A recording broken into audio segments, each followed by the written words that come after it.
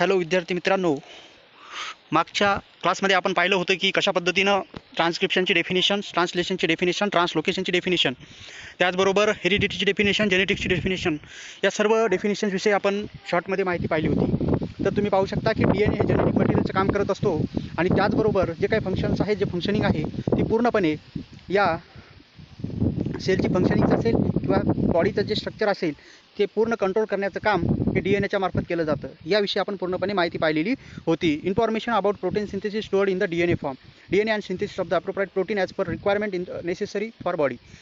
जी काही प्रोसेस आहे किंवा DNAच्या माध्यमातून कशा पद्धतीनं प्रोटीनचं सिंथेसिस केलं जातं आवश्यकतेनुसार, रिक्वायरमेंट म्हणजे गरजेनुसार, कशाच्या गरजेनुसार, शरीराच्या गरजेनुसार पूर्णपणे प्रोटीनची निर्मिती ही DNAच्या मदतीने केली जाते.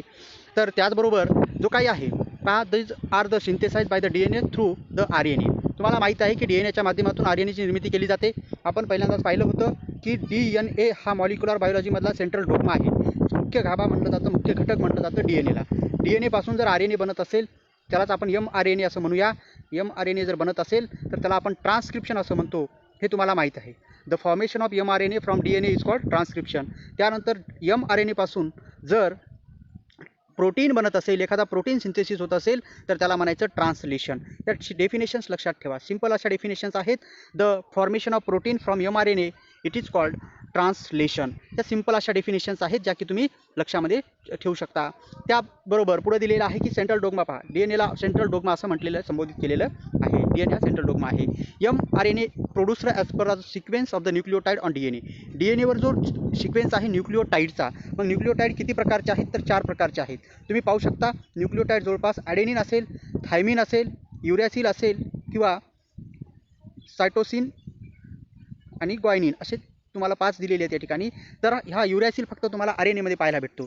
युरॅसिल जो आहे RNA आणि DNA कशा पद्धतीने आयडेंटिफाय करायचा तर RNA मध्ये फक्त थायमिनच्या जागी युरॅसिल रिप्लेस केला जातो. पाहू शकता तुम्ही ॲडेनिन, युरॅसिल, सायटोसायनिन अँड ग्वायनिन अशा पद्धतीनं 4 जे काय आहे न्यूक्लियोटाइड तुम्हाला पाहायला भेटतील RNA मध्ये. आणि DNA मध्ये कोणते आहेत तर DNA मध्ये जवळपास ॲडेनिन, युरॅसिलच्या जागी फक्त थायमिन येईल. ॲडेनिन, थायमिन, ग्वायनिन आणि सायटोसिन असे 4 न्यूक्लियोटाइड तुम्हाला DNA मध्ये पाहायला भेटतील. हे तुम्ही सर्व पाहू शकता. त्याचनंतर only one stand of DNA is used for this process. आणि फक्त DNAचे जे डबल स्टँडर्ड स्ट्रक्चर आहे तुम्ही पाहू शकता. असं हेलिकल DNAचं स्ट्रक्चर पाहायला भेटतं. यावर न्यूक्लियोटाइड्स असतात आणि यामध्ये फक्त एका स्टँडवर पूर्णपणे जे काही स्टँड आहे त्याच्यावर जो काही न्यूक्लियोटाइडचा सिक्वेन्स असतो तोच मदत करत असतो सिंथेसिससाठी. कशाच्या? प्रोटीनच्या सिंथेसिससाठी.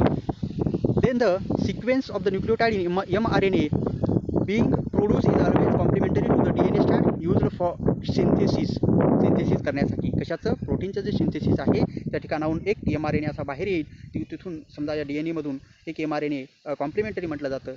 अपोजिट जर न्यूक्लियोटाइड अटॅच होत असतील, कधी एक गोष्ट लक्षात ठेवायची की ॲडेनिनच्या पुढं थायमिन अटॅच होत असतो आणि सायटोसिनच्या पुढं ग्वायनिन अटॅच होत असतो. याच्यामध्ये तुम्हाला सायटोसिन आणि ग्वायनिनमध्ये ट्रिपल बॉन्ड पाहायला भेटतो. तर ॲडेनिन आणि थायमिनमध्ये पहा, आता mRNA म्हटल्यामुळं इथं थायमिनच्या जागी काय येईल? युरॅसिल येईल, यू येईल आणि यांच्यामध्ये डबल बॉन्ड पाहायला भेटेल. जर DNA पासून mRNA बनत असेल तर तुम्हाला हा सिक्वेन्स त्याच्यावर पाहायला भेटेल. ॲडेनिन आणि युरॅसिलमध्ये डबल बॉन्ड, सायटोसिन आणि ग्वायनिनमध्ये ट्रिपल बॉन्ड पाहायला भेटेल. ठीक आहे. तर DNA आणि RNA कसा आयडेंटिफाय करायचा? जर युरॅसिलच्या जागी तुम्हाला RNA मध्ये थायमिनच्या जागी युरॅसिल पाहायला भेटेल आणि DNA मध्ये युरॅसिलच्या जागी थायमिन पाहायला भेटेल. हे लक्षात ठेवा. हे वाक्य लक्षात घ्या. ठीक आहे. आणि जी काही प्रोसेस आहे RNA सिंथेसिसची तिलाच आपण ट्रान्सक्रिप्शन असं म्हणत असतो. RNA बनत असतो. ठीक आहे. RNA जो बनत आहे पाहू शकता तुम्ही, हा DNAचा सिक्वेन्स आहे. याला आपण हेलिकल स्ट्रक्चरमध्ये नाही, आपण प्लेन स्ट्रक्चरमध्ये पाहूया. याच्यापासून जर हा पूर्णपणे mRNA बनत असेल, mRNA याच्यावर जर बनत असेल, हे सिंगल, हे डबल स्टँड आहे. हे एक स्टँड आहे, हे दोन स्टँड आहेत. कशाचे? DNAचे हे 2 स्टँड आहेत आणि याला आपण प्लेन केलेलं आहे. तर याच्यावर ॲडेनिन, युरॅसिल हे सिक्वेन्स तुम्हाला पाहायला भेटतील. हा जो आहे mRNA आहे, हा mRNA पूर्णपणे फॉर्म झालेला आहे. mRNA फॉर्म झालेला आहे आणि यालाच आपण म्हटलेलं आहे transcription. The RNA formation of RNA from DNA is called transcription. Simple अशी डेफिनेशन तुम्ही लिहू शकता. The formation of mRNA from DNA is called transcription. ही साधी सिंपलची डेफिनेशन आहे. ही थोडी लक्षात ठेवा. तर या ठिकाणी आपण पाहूया कशा पद्धतीनं ट्रान्स्क्रिप्शन नावाची प्रोसेस होत असते. तर तुम्ही पाहू शकता डायग्राममध्ये की या ठिकाणी जो आहे RNA पॉलिमरेज तुम्हाला दिसत आहे, जो की एन्झाईम्स आहे, जो की mRNA फॉर्मेशनचं काम करत असतो. mRNA कशा पद्धतीनं फॉर्म होतो या ठिकाणी DNA जो आहे, DNA तुम्हाला या ठिकाणी प्लेन फॉर्ममध्ये पाहताना दिसत आहे. पहा, हेलिकल स्ट्रक्चर आहे जनरली, पण या ठिकाणी ज्यावेळेस ट्रान्स्क्रिप्शन होत असते, ट्रान्सक्राईब होत असतो, जो जेनेटिक कोड आहे, जो की न्यूक्लिओटाईडच्या फॉर्ममध्ये पाहायला भेटतो, तो न्यूक्लिओटाईडच्या फॉर्ममध्ये असणारा जेनेटिक कोड, जो न्यूक्लिओटाईडचा जो कोड आहे, तो पूर्णपणे ट्रान्सक्राईब होत असतो. ट्रान्सक्राईब म्हणजे मॅसेज फॉर्ममध्ये mRNAच्या रूपामध्ये या न्यूक्लियसमधून आपण याला न्यूक्लियस गृहीत करू. एक मोठी शेल आहे, या शेलमध्ये न्यूक्लियस आहे. इथं जास्त मोठ्या प्रमाणामध्ये तुम्हाला डायग्राम दिसत आहे. तर पाहू शकता की याला तुम्ही न्यूक्लियस म्हणा आणि ही पूर्ण सेल आहे. तर या न्यूक्लियसमध्ये काय आहे? DNA आहे आणि या DNAवर RNA पॉलिमरेज अटॅच होतो, जो की तुम्हाला पिंक कलरमध्ये दिसत आहे. आणि या DNAवर काय आहे? तर न्यूक्लिओटाइड्स आहे. ठीक आहे. तर हे न्यूक्लिओटाइड्स तुम्हाला 4 प्रकारचे पाहायला भेटतात DNAमध्ये: ॲडेनिन, ग्वायनिन, थायमिन आणि सायटोसिन. ठीक आहे. तर अशा पद्धतीने हे 4 प्रकारचे न्यूक्लिओटाइड पाहायला भेटतात. तर तुम्ही पाहू शकता RNAमध्ये किती प्रकारचे आहेत? 4 प्रकारचे आहेत. फक्त थायमिनच्या जागी काय रिप्लेस होईल? तर युरॅसिल रिप्लेस होईल. ठीक आहे. लक्षात घ्या, ॲज इट इज ॲडेनिन ग्वायनिन जशाल तसे राहतील, सायटोसिन पण राहील, फक्त थायमिनच्या जागी युरॅसिल रिप्लेस केला जातो RNA मध्ये. आणि त्यामध्ये पाहू शकता की mRNA न्यूक्लियसमधून कशा पद्धतीनं बाहेर येत असतो. mRNA हा न्यूक्लियसमधून बाहेर येतो, म्हणजेच कुठे येतो? सायटोप्लाझममध्ये येत असतो. जो काही न्यूक्लियसमधून mRNA बाहेर आल्याच्या नंतर, सायटोप्लाझममध्ये आल्याच्या नंतर, तो एक कोड घेऊन येत असतो आणि त्या जो काही कोड मॅसेज फॉर्ममध्ये घेऊन आल्याच्या नंतर तो अमिनो ॲसिडसाठी जी काही पुढची प्रोसेस आहे ट्रान्सलेशन नावाची, तिच्यासाठी मदत करत असतो. तर पाहू शकता तुम्ही, इच अमिनो ॲसिड कन्सिस्ट 3 न्यूक्लिओटाइड आणि प्रत्येक अमिनो ॲसिडला 3 न्यूक्लिओटाइड अटॅच असतात. जसं की ग्लायसिन नावाचा अमिनो ॲसिड आहे, तर तो ग्लायसिन नावाचा अमिनो ॲसिड फॉर्म होण्यासाठी जवळपास 3 न्यूक्लिओटाइडची आवश्यकता असते. ॲडेनिन असेल, युरॅसिल असेल किंवा ग्वायनिन असेल, असे 3 न्यूक्लिओटाइड जे आहेत, जे की एका अमिनो ॲसिडसाठी आवश्यक असतात. तर तुम्हाला प्रश्न विचारला की एक अमिनो ॲसिड जो आहे, त्या फॉर्ममध्ये एक अमिनो ॲसिड जो आहे, त्याच्यासाठी किती न्यूक्लिओटाइड अटॅच असतात? तर 3 न्यूक्लिओटाइड अटॅच असतात. पाहू शकता तुम्ही. तर त्यामध्ये नंतर त्यालाच आपण असं म्हटलेलं आहे it is called as triplet codon. तर त्याला ट्रिप्लेट कोडॉन असं म्हटलेलं आहे. ट्रिप्लेट का म्हटलं? कारण त्याच्यामध्ये किती अमिनो ॲसिड्स असतील? 3 अमिनो ॲसिड्स असतील आणि म्हणून त्याला ट्रिप्लेट कोडॉन असं म्हणायचं. 3 अमिनो ॲसिड असल्यामुळे याला ट्रिप्लेट कोडॉन्स म्हटलं. कोड फॉर्ममध्ये असतात. हे एक जेनेटिक कोड्स आहे. ठीक आहे. याला कोड का म्हटलं? तर हे जेनेटिक कोड जे की एका फॉर्ममध्ये असतील, त्याला आपण ट्रिप्लेट कोडॉन्स म्हणलेले आहे. ठीक आहे. या कोड फॉर्ममध्ये असतात म्हणून त्याला कोडॉन्स असं म्हटलं गेलेलं आहे. तर हरिगोबिंद खुराना जे काही सायंटिस्ट आहेत, तुम्ही पाहू शकता ज्यांचं की नाव आहे हरिगोबिंद खुराना, जे एक अतिशय महत्त्वाचे सायंटिस्ट होऊन गेले. त्यांचा ओरिजिन इंडियन आहे. तर त्यांनी डिस्कवरीमध्ये मदत केली होती कोणाच्या? ट्रिप्लेट कोडॉनच्या. आणि त्यांच्यासोबत दुसरे 2 सायंटिस्ट होते.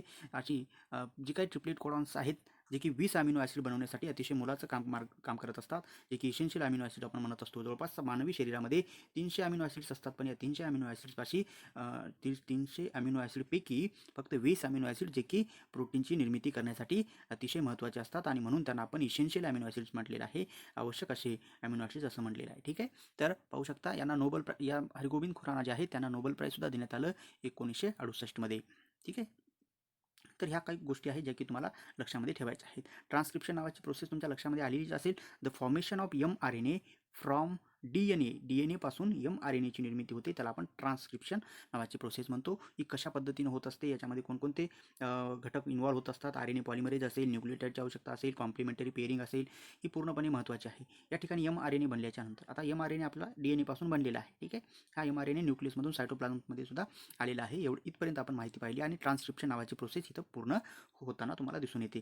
ट्रान्स्क्रिप्शन झाल्याच्या नंतर mRNA तुमचा कुठं आला? सायटोप्लाझममध्ये आला. हा mRNA कुठं आला? आता सायटोप्लाझममध्ये आला. आणि ट्रान्सलेशन नावाची प्रोसेस कशा पद्धतीने होत असते? आता पाहू शकता की कशा पद्धतीने ट्रान्सलेशन नावाची प्रोसेस होताना दिसून येते.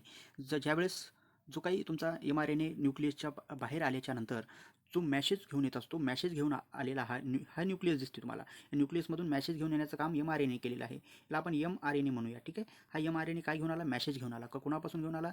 न्यूक्लियसमधून घेऊन आलेला आहे. आता आल्याच्या नंतर त्याच्यावर सायटोप्लाझममध्ये काय होईल? rRNA अटॅच होईल. ठीक आहे. हा rRNA आहे. ठीक आहे. rRNA ठीक आहे. हे तुम्हाला जे काही फॉर्ममध्ये दिसत आहे सर्क्युलर रॅन्डम फॉर्ममध्ये तुम्हाला दिसत आहे, त्याला आपण rRNA म्हणूया. त्यालाच रायबोझोमल. आणि हा जो आहे tRNA आहे. आता rRNAचं फंक्शन काय आहे? tRNAचं फंक्शन काय आहे? ते सुद्धा आपण इथं पाहणार आहोत. तर rRNAचं फंक्शन काय आहे? तर जो काय आहे tRNA ज्यावेळेस tRNA ट्रान्सफर RNA म्हणूया, rRNAला रायबोझोमल RNA म्हणूया. तर ज्यावेळेस हा tRNA अमिनो ॲसिड जो की सायटोप्लाझममध्ये अमिनो ॲसिड्स आहेत त्यांना ट्रान्सफर करण्याचं काम करतो. ट्रान्सफर म्हणजे घेऊन येण्याचं काम करत असतो. कशाला? अमिनो ॲसिड्सला. 20 प्रकारचे अमिनो ॲसिड असतील. ग्लायसिन असेल, ग्लायसिन असेल, अस्पार्टेट असेल, लायसिन असेल, आयसोल्युसिन असेल, असे 20 प्रकारचे अमिनो ॲसिड्स आहेत ज्यांना ट्रान्सफर करण्याचं काम tRNAच्या मदतीने केलं जातं. हा tRNA जवळपास मानवी शरीरामध्ये असणाऱ्या ज्या पेशी आहेत त्या पेशीमध्ये 35 प्रकारचे tRNA पाहायला भेटतात. आणि हे जे tRNA आहेत तो अमिनो ॲसिड्सला घेऊन येत असतो. आणि इथं कॉम्प्लिमेंटरी पेरिंग तुम्हाला पाहायला भेटेल. पहा, याला कॉम्प्लिमेंटरी पेरिंग म्हटलं जातं. जर एक अमिनो ॲसिड ग्वायनिनच्या अडेनिनच्या पुढं जर युरॅसिल अटॅच होत असेल आणि ग्वायनिनच्या पुढं जर सायटोसिन अटॅच होत असेल तर त्याला कॉम्प्लिमेंटरी पेरिंग असं म्हटलं जातं. आणि कॉम्प्लिमेंटरी पेरिंग कधी पाहायला भेटते? ज्यावेळेस या कॉम्प्लिमेंटरी पेरिंग जर झाली तरच या ठिकाणी जो काही tRNA अमिनो ॲसिड्स घेऊन आलेला आहे यांची एक पॉलीपेप्टाईड चेन बनेल. एक पॉलीपेप्टाईड चेन बनेल. किती अमिनो ॲसिडची? 20 अमिनो ॲसिडची पॉलीपेप्टाईड चेन बनेल. आणि त्यावेळेस हे जो काय आहे रायबोझोमल RNA या mRNA पासून अटॅच होईल. ठीक आहे. डिसअटॅच म्हणजे निघून जाईल आणि परत दुसऱ्या mRNAवर तो अटॅच होईल. आता इथं काही गोष्टी समजून घेण्याचा प्रयत्न करूया. mRNAवर जो कोड असतो त्याला कोडॉन्स म्हटलेला आहे आणि जो tRNAवर कोड असतो त्याला अँटी कोडॉन्स म्हटलेला आहे. इकडे दिलेलं आहे तुम्हाला थेरीमध्ये पूर्ण दिलेलं आहे. ठीक आहे. जो काही mRNA is made up of 1000 of triplet codon. ही सुद्धा गोष्ट तुम्हाला माहीत आहे की mRNA बनण्यासाठी हजारो अशा ट्रिपलेट कोडॉनची आवश्यकता असते. mRNA मॅसेज घेऊन येण्याचं काम करत असतो. इकडे थेरीमध्ये दिलेले आहे. tRNAवर काय असतो? अँटी कोडॉन्स असतो, जे की मी अगोदर सांगितलेलं आहे. कॉम्प्लिमेंटरी पेरिंग त्यावेळेस ॲडेनिनच्या पुढं युरॅसिल अटॅच होईल, ग्वायनिनच्या पुढं सायटोसिन अटॅच होईल. तर कॉम्प्लिमेंटरी पेरिंग म्हटलेलं आहे. ठीक आहे. कॉम्प्लिमेंटरी पेरिंग ज्यावेळेस होत असते त्यावेळेसच हे अमिनो ॲसिड रिलीज होतात आणि पॉलीपेप्टाईड चेन फॉर्ममध्ये तुम्हाला पाहायला भेटते. ठीक आहे. तर ह्या काही गोष्टी आहेत, कॉमन गोष्टी आहेत, त्या लक्षात ठेवा. आणि अँटीकोडॉन्स हे tRNAवर असतात. परत एकदा सांगतो. आणि कोडॉन्स हे तुम्हाला जे कोड आहे कोडॉन्स हे mRNAवर पाहायला भेटतात. ठीक आहे. ही जी प्रोसेस आहे यालाच आपण म्हणू शकता की ट्रान्सलेशन प्रोसेस कशा पद्धतीने होत असते. ज्या पद्धतीनं पहा, जसे जसे tRNA काय होईल वेगवेगळे अमिनो ॲसिड्स या ठिकाणी घेऊन येईल. 20 प्रकारचे अमिनो ॲसिड्स घेऊन येईल tRNA आणि इथे एक पॉलीपेप्टाईड चेन बनेल. आणि या चेन बनल्याच्या नंतर पूर्णपणे हा जो रायबोझोमल RNA आहे एका डायरेक्शनमध्ये जातो. पहा, इथं ट्रान्सलोकेशन सुद्धा अटॅच आहे. The transfer of ribosomal RNA from one end of mRNA to the another end of mRNA it is called at translocation. आता ट्रान्सलोकेशन होत असताना दुसरी एक प्रोसेस होते, तिचं नाव आहे ट्रान्सलेशन. ट्रान्सलेशन कधी कंप्लीट होत असतं, कधी पूर्ण होतं? ज्यावेळेस हा tRNA अमिनो ॲसिड्स घेऊन येत असतो. हा वेगवेगळे अमिनो ॲसिड घेऊन येतो आणि यांची एक चेन बनते, पॉलीपेप्टाईड चेन बनत असते. किती अमिनो ॲसिडची? 20 अमिनो ॲसिडची पॉलीपेप्टाईड चेन बनते. आणि या ठिकाणी तुमचं काय कंप्लीट होतो? प्रोटीन सिंथेसिस होत असतो, प्रोटीन बनतो. त्यालाच ट्रान्सलेशन असं म्हटलं जातं. The formation of protein from mRNA with the help of tRNA and rRNA it is called as translation. It is called as translation तुम्ही म्हणू शकता. त्यालाच आपण ट्रान्सलेशन असं म्हणू शकतो. ठीक आहे. परत एकदा सांगतो. सिंपल डेफिनेशन जर करायची असेल, the formation of protein from mRNA is called translation. The formation of protein from mRNA is called translation. बाकी मॅटर तुम्ही मध्ये एंटर करू शकता. ठीक आहे. साधी सिंपलची गोष्ट आहे. ट्रान्सलोकेशनची सुद्धा डेफिनेशन मी सांगितलेली आहे. या गोष्टी लक्षात घ्या. ट्रान्सलेशन, ट्रान्सलोकेशन आणि पहिली जी होती ट्रान्सक्रिप्शन. ठीक आहे. ट्रान्सलेशन, ट्रान्सक्रिप्शन आणि ट्रान्सलोकेशन या सिंपल अशा गोष्टी आहेत ज्या की तुम्हाला पाहायला भेटतात. आणि जे काही प्रोटीन बनत असतो तो प्रोटीन कंट्रोल करण्याचं काम करतो. काय कंट्रोल करतो? फंक्शन्स बॉडीमधले जे काही लिव्हिंग ऑर्गॅनिझममधल्या बॉडीमधले फंक्शन्स आहे, कार्य आहे, ते पूर्ण कंप्लीट कंट्रोल करण्याचं काम हे प्रोटीनच्या मार्फत केलं जातं. ठीक आहे.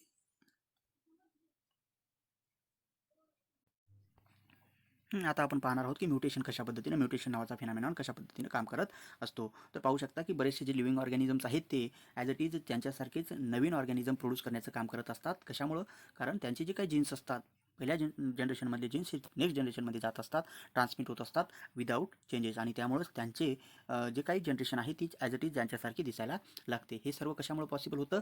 तर त्या पूर्ण जीन्समुळं पॉसिबल होत असतं. तर पाहू शकता तुम्ही की जे काही नेक्स्ट जनरेशनमध्ये विदाऊट चेंजेस म्हणजे कोणताही बदल न होता ॲज इट इज जशाला तसे ते कॅरेक्टर ट्रान्सफर होत असतात त्यांच्या पॅरेंट्सकडून त्यांच्या ऑफस्प्रिंगमध्ये. तर समटाईम्स सडन चेंज होत असतो, त्यालाच आपण म्युटेशन म्हणत असतो. म्युटेशन नावाचा शब्द आल्याच्यानंतर त्या म्युटेशनविषयी कोणी जर माहिती दिली असेल तर त्या शास्त्रज्ञाचं नाव आहे ह्युगो डी व्हॅरी. आणि म्युटेशन काय आहे? तर सडन चेंज होत असतो. सडन चेंज म्हणजेच काय? झपाट्यानं बदल होत असतो, त्याला आपण म्युटेशन असं म्हणत असतो. तरी म्युटेशन दोन प्रकारचं आहे, एक पॉईंट म्युटेशन, दुसरा ग्रॉस म्युटेशन. पॉईंट म्युटेशन कशाला म्हणायचं? छोटा जर चेंज होत असेल, एखादा न्यूक्लियोटाईड जर रिप्लेस होत असेल तर त्याला आपण पॉईंट म्युटेशन म्हणतो. पण अख्ख्याचा अख्खा जर जीन जर गायब होत असेल, पूर्णपणे चेंज होत असेल तर त्याला आपण ग्रॉस म्युटेशन म्हणत असतो. मायनर म्युटेशनमुळं जास्त काही त्या बॉडीमध्ये चेंज होत नाही ऑर्गॅनिझमच्या, पण ग्रॉस म्युटेशनमुळं पूर्ण ऑर्गॅनिझमच बदलू शकतो. तर याविषयी सुद्धा तुम्ही पुढच्या क्लासमध्ये डिटेलमध्ये शिकणार आहात. सध्या म्युटेशन म्हणजे काय? तर सडन चेंज होत असतो. कोणत्या शास्त्रज्ञांना माहिती दिलेली आहे? तर डार्विन नावाच्या शास्त्रज्ञांनी याविषयी डिटेल अशी माहिती दिलेली आहे. हे तुम्ही लक्षामध्ये ठेवा. ठीक आहे. तर पाहू शकता, तर sometimes nucleotides of the genes changes its position that causes minor change which is nothing but the mutation. जर छोटा असा बदल होत असेल तर त्याला तुम्ही म्युटेशन म्हणू शकत नाहीत, पण जास्त प्रमाणामध्ये जर बदल होताना दिसून आला तर त्याला तुम्ही म्युटेशन म्हणू शकता. तर या ठिकाणी काही मेन सिक्वेन्स दिलेला आहे तुम्हाला. तिथं पाहू शकता की मेन सिक्वेन्स दिलेला आहे. ठीक आहे. या डायग्राममध्ये तुम्ही पाहू शकता मेन सिक्वेन्स दिलेला आहे. Thymine, adenine, adenine, cytosine, thymine, guanine, cytosine, adenine, guanine, guanine, thymine दिलेलं आहे. तर पाहू शकता. आणि ही रिप्लेसमेंट कशा पद्धतीने झालेली आहे तुम्हाला या इथपर्यंत सायटोसिन बरोबर दिसत आहे, पण थायमिनच्या जागी ग्वायनिन आलेला आहे आणि ग्वायनिनच्या जागी ॲडेनिन आलेला आहे. तर सायटोसिनच्या जागी थायमिन आलेला आहे.